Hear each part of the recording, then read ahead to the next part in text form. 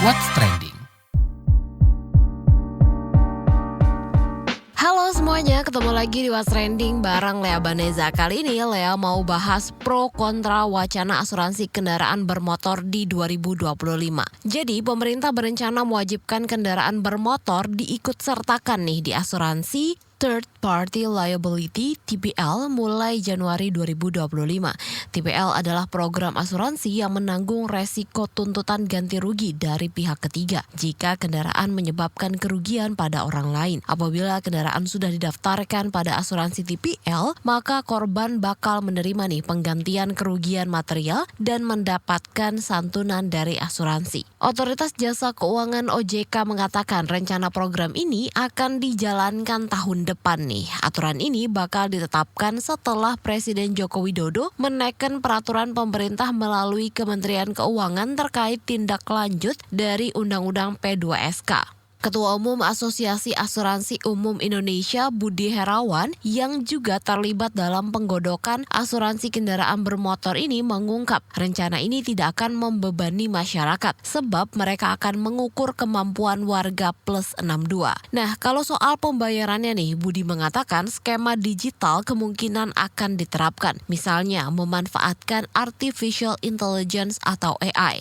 yang belajar dari praktek asuransi di Jepang, Korea, dan negara Asia lainnya. Namun rencana ini menuai pro kontra, salah satunya dari Yayasan Lembaga Konsumen Indonesia YLKI yang menuntut penjelasan dari pemerintah soal urgensi dan manfaat kebijakan. Pasalnya kebijakan ini dianggap bakal menimbulkan dampak sosiologis di tengah kondisi masyarakat yang sulit. Sementara itu Ketua Serikat Pekerja Angkutan Indonesia SPAI, Lili Pujiati menolak wacana ini lantaran dianggap tidak seimbang dengan pendapatan buruh. Wacana ini juga dianggap bakal membebani pekerja, khususnya pekerja angkutan berbasis aplikasi. Nah, sebelum kita bahas lebih lanjut, kita dengerin dulu ya komentar netizen plus 62 berikut.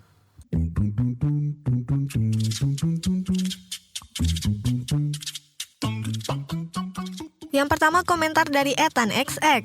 Ada yang tahu gak asuransi motor kena biaya berapa? Ruwet ya, hidup udah miskin, banyak yang dibayar. Lanjut Echal XX. Mending ruwetin asuransi daripada peti. Lagian adanya asuransi kalau amit-amit kenapa mereka bisa bantu. @MLZXX. Padahal pas perpanjang pajak STNK itu ada asuransi, tapi buat atas nama yang di STNK atau orangnya. Sekarang mau kendaraannya juga yang ikut di cover atau gimana? Tua XX. Tolong sebelum ada aturan kayak gini, observasi dulu dong ke masyarakat. Gak semua masyarakat Indonesia PNS, dan gak semua rakyat Indonesia gajinya di atas UMR. Kasian yang gajinya kecil, udah dipotong BPJS, ketenaga kerjaan, ditambah tapera dan asuransi ini. Bisa-bisa pulang bawa slip doang. @JanXX. Kocak, di luar negeri juga kendaraan diasuransiin, tapi gajinya mah gede. Di sini gaji kecil, kepotong ini itu, masih bayar asuransi kendaraan juga. Ntar apalagi asuransi rumah. @HomeXX. Padahal kan udah ada asuransi jiwanya gak sih? Tapi kenapa kendaraannya perlu juga? Padahal gak semua kendaraan layak buat diasuransikan. Ada loh motor yang gak pernah dipakai di jalan raya, hanya di kampung-kampung aja. Ada juga yang khusus buat ke sawah, motor bapakku. Ada yang udah kurang layak karena udah tua juga. @KanXX. Hidupku saja ini tidak kuasuransikan. Ini malah motor disuruh asuransi. Hahaha. @PraXX. Asuransi boleh aja asal jenis klausulnya dan kalau terjadi apa-apa, proses klaimnya mudah gak ribet. Yang terakhir @KinXX. Sebenarnya bagus sih ada asuransi kayak gini, tapi yang gue takutin tuh waktu mau klaim asuransinya, tahu-tahu uangnya gak ada dibuat pinjol.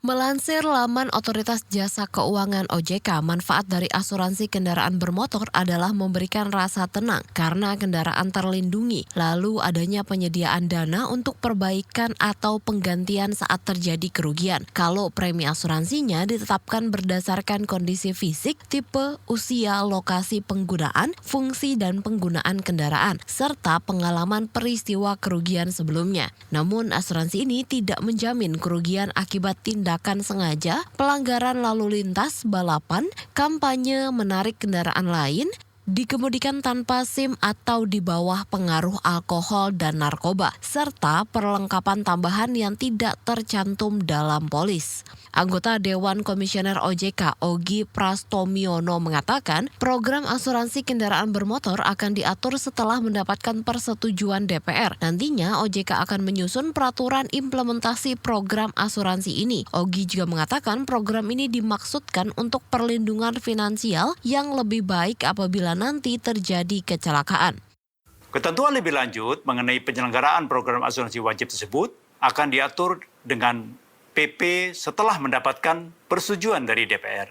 Dalam Undang-Undang P2SK dinyatakan bahwa setiap amanat Undang-Undang P2SK diikuti dengan penyusunan peraturan pelaksanaan yang penetapannya paling lambat 2 tahun sejak Undang-Undang P2SK diundangkan. Setelah PP diterbitkan, OJK akan menyusun peraturan implementasi terhadap program asuransi wajib tersebut.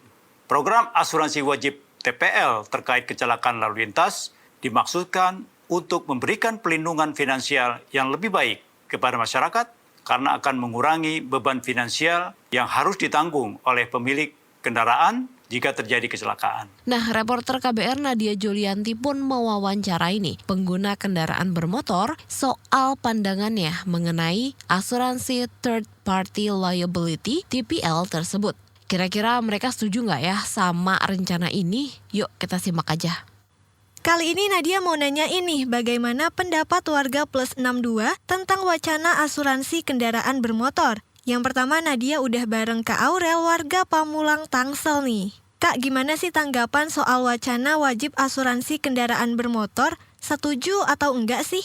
Ya, kalau ditanya terkait dengan tanggapannya, kalau dari saya pribadi, saya kurang setuju ya dengan adanya wacana asuransi kendaraan bermotor ini. Karena kalau dari pendapat saya pribadi, ini sepertinya hanya akan memberikan beban baru gitu kepada masyarakat gitu. Apalagi nanti kan kalau ini diterapkan nanti bisa berimbas kepada pengguna ojol ya. Karena kan Indonesia ini mayoritas menggunakan kendaraan bermotor gitu. Kalau nantinya diterapkan asuransi, takutnya nanti berimbas pada naiknya harga tarif ojol dan lain sebagainya. Jadi ini rasanya kurang tepat sih dan perlu dievaluasi lagi gitu. Jangan terlalu terburu-buru. Menurut kakak, penting nggak sih asuransi kendaraan itu sampai mesti diwajibkan? Ya, kalau dari saya sendiri sih wacana asuransi kendaraan bermotor itu kurang penting ya, atau mungkin pemerintah bisa mensosialisasikan dulu mungkin kepada masyarakat, jangan langsung diterapkan gitu, karena kan ini juga tujuannya masih belum jelas dia dan masyarakat juga masih awam gitu, karena takutnya nanti terlalu banyak wajib pajak ini itu segala macam yang akhirnya menimbulkan masyarakat itu semakin sengsara gitu. Nah, pemerintah sih harus berhati-hati ya, karena ya segala macam bentuk kebijakan kan justru ini akan berdampak pada masyarakat gitu ke depannya. Selama ini kakak tuh udah mengasuransikan kendaraannya belum nih? Kalau selama ini sih saya belum mengasuransikan kendaraan ya. Mungkin lebih ke selama ini untuk kesehatan atau keselamatan itu lebih ke asuransi di bidang lain gitu, di bidang kesehatan dibandingkan dengan kendaraan gitu. Kalau diwajibkan jatuhnya nanti memberatkan nggak buat kakak? Iya, seperti yang saya bilang tadi sih, ini sama saja memberatkan ya, karena kan banyak isu pajak akan dinaikkan dan pajak-pajak baru di tahun depan gitu, seperti tapera mungkin dan juga kebijakan-kebijakan pajak lainnya. Jadi kalau ada pun asuransi ini diwajibkan ya itu sangat memberatkan gitu, apalagi kan dengan semua harga bahan pokok naik, dengan gaji yang nggak seberapa tapi semua pada naik, kan itu justru memberatkan ya. Jadi ini harus berhati-hati sih dan mungkin harus sosialisasi sih karena ya banyak masyarakat juga yang belum paham mungkin terkait dengan asuransi kendaraan bermotor ini. Nah, selain menanyakan pendapat pengguna sepeda motor, Nadia juga menanyakan pengendara mobil nih. Namanya Kak Novi, seorang pekerja dari Jakarta. Kak Novi, gimana sih tanggapan soal wacana wajib asuransi kendaraan bermotor ini? Kak Novi setuju nggak nih? Saya sih setuju-setuju aja sih. Menurut Kak Novi, penting nggak sih asuransi kendaraan itu sampai mesti diwajibkan nih, Kak? Penting sih, soalnya kan itu untuk kebaikan kita juga kan. Untuk asuransi itu kan untuk misalnya untuk buat kita berjaga-jaga nih. Kita nggak tahu kan kejadian yang akan terjadi bagi kita tuh dia akan masa yang akan datang tuh gimana. Jadi ya sebenarnya tuh sebagai salah satu kayak tabungan atau apalah ya asuransi itu. Jadi kalau misalnya terjadi sesuatu nih kecelakaan, nah kalau kita ada asuransi kan perbaikan terhadap kendaraan itu kan nggak memberatkan kita lagi. Selama ini Kak Novi udah pakai asuransi kendaraan belum, Kak? Pakai. Ya kan sebenarnya tuh asuransi itu buat kita jaga-jaga nih. Misalnya amit-amit ya kalau terjadi kecelakaan pada saat kita berkendara di jalan. Nah, kita bayar asuransi let's say misalnya 3 juta lah per tahun kan. Nah, terus tiba-tiba terjadi kecelakaan nih di jalan. Nah, kalau nggak ada asuransi, kita bisa jadi ganti perbaikan atas mobil kendaraan itu bisa di atas 5 juta atau bahkan 10 juta ke atas. Nah, kalau kita ada asuransi kan kita cuma bayar ininya aja kan. Biaya resiko sendiri paling per klaim 300.000 doang gitu. Jadi ya sebenarnya sih ada untung dan ada ruginya juga. Kalau kita nggak ada selama setahun masa asuransi itu, kalau kita nggak ada klaim berarti 3 juta premi 3 juta kita itu angus gitu. Itu aja sih. Nah, kalau diwajibkan nih, Kak, itu memberatkan nggak sih buat Kak Novi? Kan nilai premi asuransi itu kan tapi tergantung kendaraannya juga nih. Kita mau misalnya masukin nilai polisnya itu berapa, nilai pertanggungannya itu berapa. Jadi sebenarnya tergantung dari pemilik kendaraannya sendiri. Dia mampunya, saya kira-kira mampunya misalnya 1 juta per tahun. Jadi masukin ke nilai pertanggungannya itu berapa gitu. Sebenarnya sih tergantung ya masing-masing orang, kalau dia emang mau mengasuransi kendaraannya sesuai dengan kemampuan dia, ya nilai pertanggungjawabannya kan juga ini kan disesuaikan dengan polisnya. Nah, sekarang Nadia juga menanyakan pengendara mobil sekaligus motor nih. Namanya Kak Ryan dari Jakarta. Kak Ryan, gimana sih tanggapan soal wacana wajib asuransi kendaraan bermotor ini nih? Kak Ryan setuju atau enggak nih? Kalau saya pribadi sih setuju ya. Menurut kakak penting nggak sih asuransi kendaraan itu baik yang mobil atau motor nih sampai mesti diwajibkan? Kalau menurut saya pribadi memang dua-duanya penting ya, maupun dari bermobil atau bermotor gitu loh. Itu penting sih menurut saya. Apalagi kita ngelihat dari kasus-kasus yang di luar sana, motor hilang atau kerusakan segala macam kan. Itu kalau misalkan kan kita pakai asuransi kan itu masih bisa di-cover oleh asuransi gitu loh. Kalau buat mobil menurut saya sih itu tanpa diwajibkan pun sebenarnya penting ya kalau buat mobil gitu, karena mobil itu lebih beresiko dibanding motor ya, kayak kita nggak sengaja terserempet di jalan atau saat diparkir tabrak orang atau gimana tuh sangat penting kalau mobil menurut saya gitu loh. Selama ini tuh Kak Ryan udah mengasuransikan kendaraan motor atau mobilnya belum nih, Kak? Kalau buat mobil pasti saya asuransiin, itu sudah pasti sih kalau buat mobil ya, karena memang lebih urgent di mobil kalau menurut saya gitu. Tapi kalau buat motor kebetulan saya belum asuransiin sih kalau motor. Kalau diwajibkan jatuhnya memberatkan nggak buat Kak Ryan sendiri?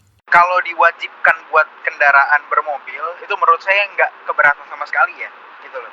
Karena memang penting sih kalau buat mobil menurut saya ya. Jadi kalau misal diwajibkan buat kendaraan yang bermobil, itu penting. Tapi kalau misalnya buat kendaraan bermotor mungkin masih agak berat ya. Karena belum banyak orang mungkin yang ngasuransiin motornya gitu loh, karena memang belum sepenting itu sih sebenarnya saya kalau buat motor ya. Balik lagi ke pribadi orang masing-masing sih gitu loh. Tapi kalau diwajibkan untuk mobil saya nggak masalah, tapi kalau diwajibkan untuk motor mungkin agak keberatan kali ya. Direktur Eksekutif Institut Studi Transportasi Instron, Dedi Herlambang menilai wacana mewajibkan asuransi kendaraan bermotor tidak memiliki urgensi. Dedi menilai kebijakan ini berpotensi memberatkan dan diprotes warga kalau benar-benar diterapkan. Tapi nih, Dedi juga melihat ada hal positif di balik rencana ini. Seperti apa kita tanyakan. Pak, terkait dengan pemerintah bakal menerapkan wajib asuransi kendaraan bermotor pada 2025. Mungkin pertama minta tanggapannya dulu seperti apa Pak terkait wacana ini? Ya, begini. Kalau saya juga gimana ya, herannya apa? Karena regulasinya nggak ada, dari platform hukumnya merujuk kemana, kan nggak ada tuh. Semua kendaraan diwajibkan untuk asuransi. Iya. Tapi kalau asuransi jiwa, itu memang ada kewajiban. Ya, baik itu kecelakaan atau non kecelakaan itu memang ada. Setiap asuransi jiwa, kesehatan atau kecelakaan memang itu diwajibkan. Dan untuk kendaraan umum itu juga ada kewajiban di Undang-Undang 22 2009 tentang angkutan jalan dan lalu lintas, itu juga ada kewajiban bahwa kendaraan memang sarana kendaraan memang diwajibkan juga untuk diasuransikan. Karena ini memang tepat, karena ini memang angkutan umum ya. Angkutan umum itu kan kebanyakan massal, untuk angkutan massal. Jadi memang harus keselamatan itu memang harus prioritas. Nah, sementara kalau untuk kendaraan pribadi yang plat hitam misalnya, itu kewajibannya apa? Jadi kalau untuk asuransi jiwanya itu memang wajib, no problem, bisa di BPJS atau non BPJS atau di Jasa Raja. Makanya semua asuransi kecelakaan itu dijamin oleh Jasa Raja dan itu kewajiban. Sebenarnya seberapa penting Pak kendaraan ini memiliki asuransi gitu? Nah itu kalau angkutan pribadi saya masih belum paham ya angkutan pribadi. Kalau seharusnya kalau misalnya untuk keselamatan, angkutan pribadi kan ada batasan saja, batasan waktu usia, misalnya usia kendaraan maksimal 10 tahun misalnya, itu kan jelas ya. Jadi secara keselamatan juga ada jaminan. Lalu karena kendaraan angkutan umum, itu kan setiap hari kan dipakai. Ya kan, plat kuning itu setiap hari dipakai. Makanya harus ada jaminan asuransi misalnya ban tipis, kegagalan rem misalnya, atau rusak misalnya di tengah jalan misalnya, itu juga ada jaminan asuransi. Karena kendaraan angkutan umum setiap hari dipakai. Tapi kalau untuk kendaraan pribadi plat hitam itu kan setiap hari dipakai. Itu asuransi buat apa? Ada juga kan kita punya kendaraan pribadi, hanya koleksi misalnya, Iya. nggak pernah dipakai misalnya, mungkin dipakai seminggu sekali atau sebulan sekali. Iya, atau Ya, pas buat liburan apa? gitu ya Pak? Buat apa diasuransikan misalnya? Berbeda kalau angkutan umum, ya memang setiap hari memang dipakai di jalan, memang untuk memobilisasi masyarakat harus diasuransikan. Itu. Namanya kalau angkutan pribadi, saya masih sulit ya. Tapi kalau angkutan umum jelas, setiap hari dipakai itu. Mungkin dia bisa melindungi keselamatan bagi penggunanya, juga bisa melindungi keselamatan bagi pengguna kendaraan lain. Itu. Tapi kalau kendaraan pribadi juga susah juga ya. Diasuransikan, harus kewajibannya apa misalnya. Kita kan sudah tertib bayar pajak, itu pun sudah, di situ sudah ada, di STNK pun juga ada jaminan keselamatan, dijamin keselamatan jiwa kecelakaan oleh Jasa Raja. Itu pun juga sudah cukup sebenarnya, gitu Mbak. Pak, berarti bisa dikatakan kalau asuransi kendaraan bermotor ini sebenarnya yang kendaraan pribadi itu nggak ada urgensinya sebenarnya Pak ya? Tidak ada urgensinya dan juga tidak ada landasan hukumnya. Kalau angkutan umum itu memang ada landasan hukumnya karena dia untuk setiap hari memang dia jalan bekerja gitu. Ada urgensinya. Tapi kalau kendaraan pribadi nggak ada urgensinya kan? Iya. Itu. Pak, kira-kira sebenarnya kalau misalnya sekarang itu kan sistem asuransi kendaraan pribadi itu kan sukarela gitu ya Pak. Orang yang mau punya asuransi ya dia akan asuransi gitu. Kalau enggak kan enggak gitu Pak. Nah, ini kira-kira dampaknya ke masyarakat itu akan seperti apa sih Pak? Apakah akan memberatkan mereka gitu? Yang jelas kalau itu diwajibkan, pertama harus ada dasar hukumnya. Kalau tidak ada dasar hukumnya, ya nggak bisa. Misalnya Perpres. Walaupun presiden buat aturan Perpres, terus dasar hukumnya di mana? Itu juga nggak ada. Walaupun itu diskresi juga tidak ada dasar hukumnya. Diskresi itu kalau urgensi hanya ada itu baru presiden atau kementerian terkait mengeluarkan diskresinya. Seperti dulu misalnya ojek online. Itu kan juga cantolan hukumnya nggak ada di Undang-Undang 22 2009 itu nggak ada ojek roda 2 sebagai angkutan umum.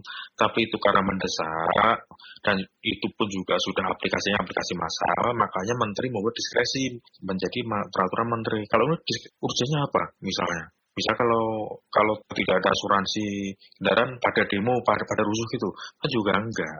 Kalau justru diasuransikan malah pada rusuh nantinya.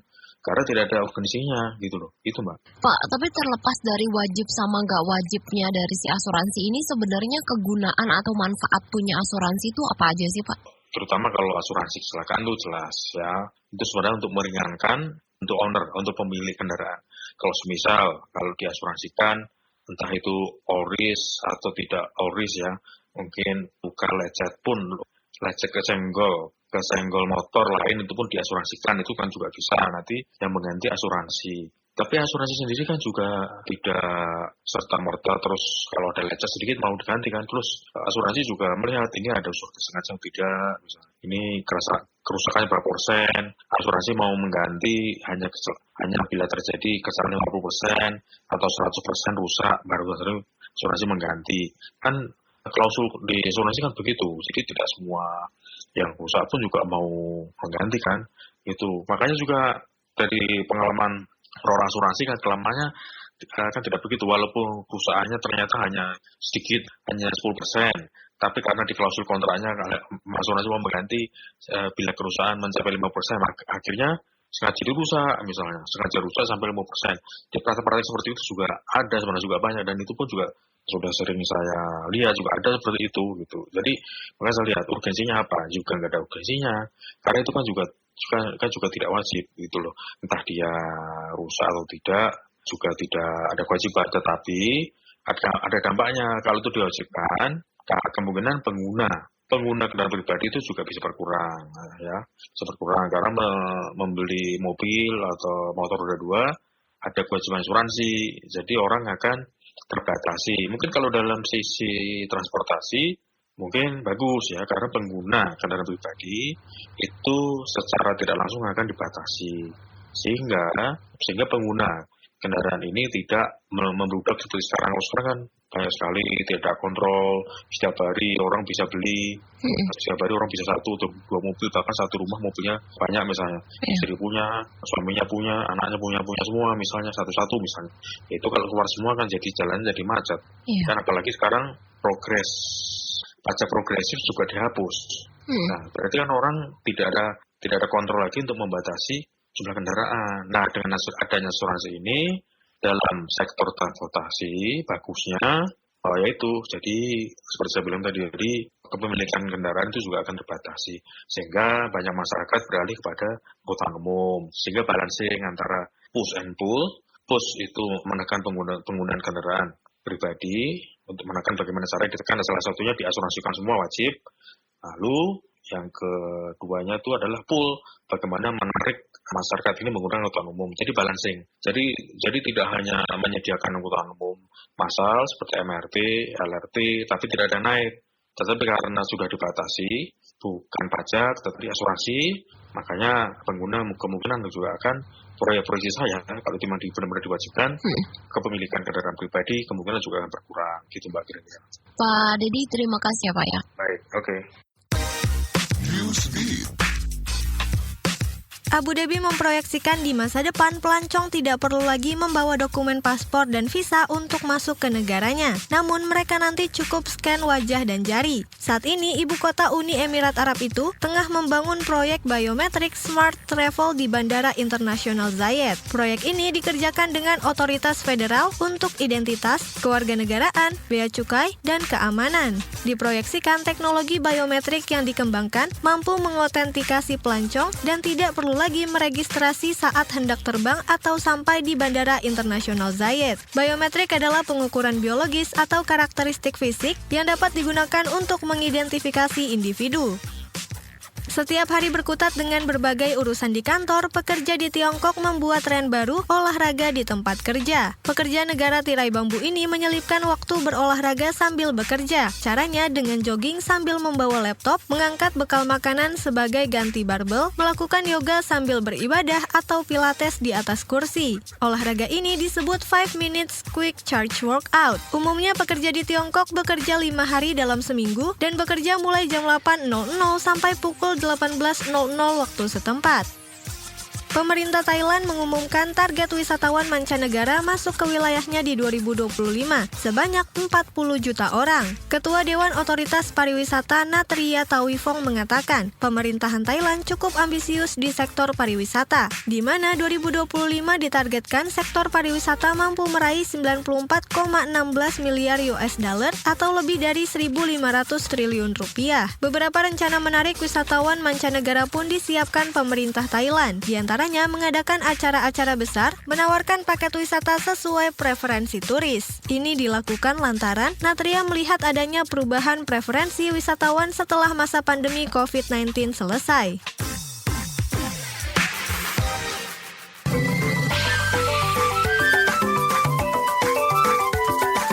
WhatsApp Indonesia. WhatsApp Indonesia kita mulai dari Jakarta. Menteri Koordinator Bidang Perekonomian Airlangga Hartarto mengungkap pemerintah tengah mempersiapkan studi proyek pembangunan tanggul laut raksasa atau Giant Seawall di pesisir utara Pulau Jawa. Airlangga mengatakan proyek ini tidak hanya berjalan di masa pemerintahan Joko Widodo, tapi akan dilanjutkan di masa kepemimpinan Presiden terpilih Prabowo Subianto. Pembangunan Giant Sea Wall direncanakan untuk mengatasi sejumlah tantangan daya dukung dan daya tampung di Pulau Jawa, di antaranya erosi, abrasi, banjir, penurunan permukaan tanah, serta kenaikan permukaan air laut. Masih dari Jakarta, Ketua UKK Tumbuh Kembang Anak Ikatan Dokter Anak Indonesia (IDAI), Prof. Rini Sekartini, membenarkan viralnya suasana rumah sakit Dr. Cipto Mangunkusumo yang dipenuhi anak-anak yang hendak melakukan cuci darah. Prof. Rini menyampaikan kalau saat ini banyak anak-anak yang mengidap penyakit ginjal dan melakukan cuci darah. Inilah yang menjadi penyebab RSCM dipenuhi anak-anak yang sakit ginjal kronik. Terkait dugaan kasus cemaran etilen glikol pada obat sirup, Ketua IDAI Dr. Piprim Basarah Yanuarso buka suara. Piprim mengatakan kasus anak terkena ginjal karena obat sirup itu sudah lama ada. Ini dikarenakan anak keracunan etilen glikol EG dan dietilon glikol DEG. Namun Piprim menyoroti kalau gaya hidup anak-anak semakin tidak sehat, sehingga kasus-kasus obesitas, diabetes, dan gagal ginjal naik. Ini disebabkan anak-anak malas olahraga, jarang minum air putih, dan lebih suka minum dan makan produk berpemanis. Terakhir ke Nusa Tenggara Timur, Kementerian Pariwisata dan Ekonomi Kreatif Kemenparekraf mendukung penutupan sementara Taman Nasional Komodo di 2025. Aditama Kepariwisataan dan Ekonomi Kreatif Ahli Utama, Nia Niscaya mengatakan, Taman Nasional yang ada di Kecamatan Komodo, Kabupaten Manggarai, Provinsi Nusa Tenggara Timur perlu dipulihkan secara maksimal. Dia meminta pengelola Taman Nasional Komodo memulihkan ekosistem dengan serius agar kedepannya Taman Nasional mampu tampil lebih baik lagi. Pasalnya masih banyak tantangan pengelolaan mulai dari edukasi sampai komunikasi dengan pengunjung. Nia Niscaya juga menekankan pemulihan ekosistem perlu diimbangi dengan beragam pilihan aktivitas wisata, sehingga membuka peluang bagi pelaku usaha lokal saat kawasan tersebut ditutup. Demikian WhatsApp Indonesia hari ini. Sebelum saya tutup perjumpaan kita hari ini, bantu kami yuk untuk mengenal kamu lebih dekat lagi. Kunjungi website kbrprime.id untuk mengisi survei pendengar dan dapatkan official merchandise KBR Media buat kamu yang beruntung. Periode survei ini akan berlangsung hingga 30 Juli 2024. Terima kasih ya sudah mendengarkan What's Trending. Jangan lupa terus dengarkan podcast What's Trending di kbrprime.id dan aplikasi mendengarkan podcast kesayangan kamu. Lea Baneza mau pamit dulu, stay safe and happy. Bye-bye.